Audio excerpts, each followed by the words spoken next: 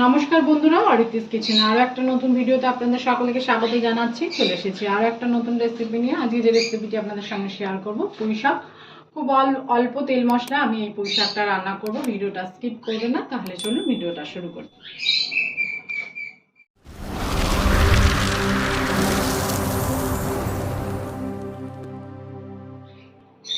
আমি গ্যাস জ্বালিয়ে দিয়েছি, কড়াই বসিয়ে দিয়েছি। কড়াই আমাদের গরম হয়ে গেছে। এখন আমরা এতে দিয়ে দিচ্ছি সর্ষের তেল।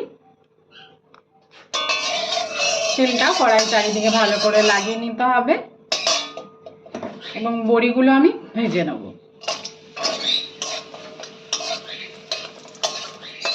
কিছু বড়ি আমরা ভেজে নিলাম।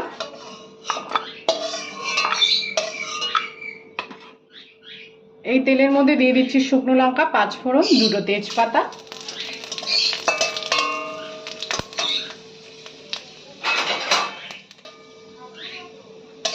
এর মধ্যে দিয়ে দিচ্ছি কেটে রাখা সবজি, দিয়ে দিচ্ছি কুমড়ো, বেগুন, আলু। সবজিটা আমরা কিছুক্ষণ ভেজে নেব।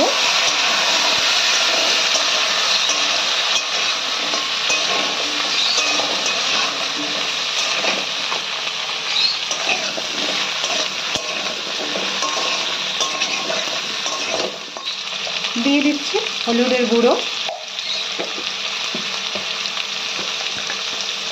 দিয়ে দিচ্ছি 1 চামচ মতন লবণ।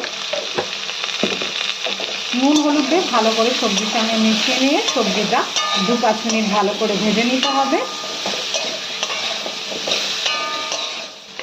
সবজিটা আমরা কিছুক্ষণ ভেজে নিয়েছি। এবার এটা আমরা দিয়ে দিচ্ছি জিরের গুঁড়ো আর দিয়ে দিচ্ছি অল্প পরিমাণে জল। এখানে আমি আর কোনো মশলা ইউজ করছি না। এবার ভালো করে জল দিয়ে বেগুন এবং কুমড়ো এবং আলু ভালো করে কষিয়ে নিতে হবে।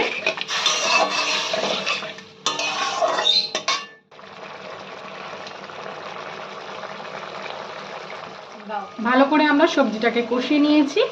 এবার কেটে রাখা পুঁই শাকটা আমরা দিয়ে দেবো। আমি এখানে পুঁই শাকের সঙ্গে 4-5টা কাঁচা লঙ্কাও চিড়ে নিয়েছি।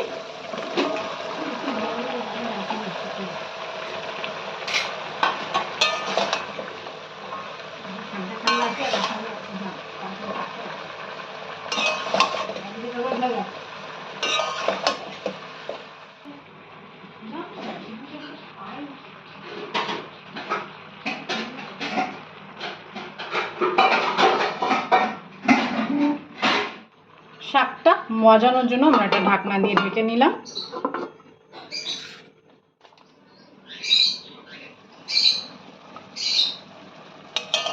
ঢাকনাটা তুলে আমরা কিছুক্ষণ শাকটাকে একটু নাড়িয়ে নেব।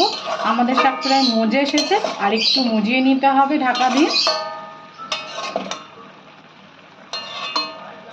সবজি আমাদের সেদ্ধ হয়ে গেছে, শাকের যে ডাঁটাগুলো সেগুলো একটু শক্ত আছে, তাই জন্য ঢাকনা দিয়ে ঢেকে আর একটু মজিয়ে নিতে হবে।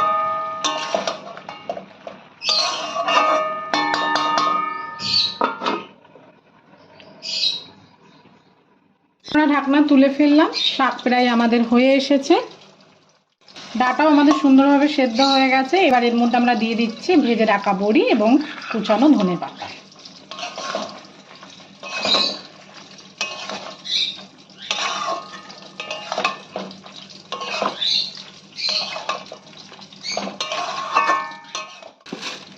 দিয়ে দিচ্ছি খুব অল্প পরিমাণে চিনি। আমি অল্প পরিমাণে এখানে চিনি অ্যাড করলাম, আপনারা চাইলে নাও দিতে পারেন, তবে একটু অল্প পরিমাণে চিনি দিলে শাকের স্বাদটা আর একটু সুন্দর বেড়ে যায়, খেতে একটু ভালো লাগে শাকটাকে।